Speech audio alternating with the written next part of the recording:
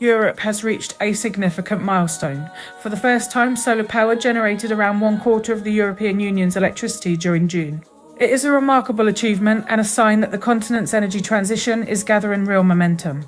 If this summer has demonstrated anything, it is that climate change is no longer an abstract discussion for Europe. Across the continent, record-breaking temperatures, prolonged heat waves, and growing pressure on infrastructure have become recurring realities. Whether viewed through the lens of science, economics, or energy security, adapting to these changes is becoming increasingly important.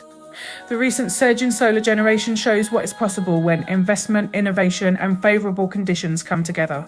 Yet generating electricity is only part of the challenge. Europe must now accelerate investment in battery storage, smarter electricity grids, and domestic manufacturing if it wants to build a genuinely resilient energy system. At present, much of the world's solar supply chain remains dominated by China, from the production of solar panels to the refining of critical materials. Europe has become increasingly successful at installing renewable energy, but manufacturing capacity has not kept pace. That leaves the continent dependent on imported technologies at a time when global supply chains and geopolitical tensions remain uncertain. There is also an economic opportunity. Europe has ambitions to become a global leader in artificial intelligence, advanced manufacturing, and next-generation industries. All of those sectors require enormous amounts of reliable electricity. Energy policy is therefore no longer simply about climate goals.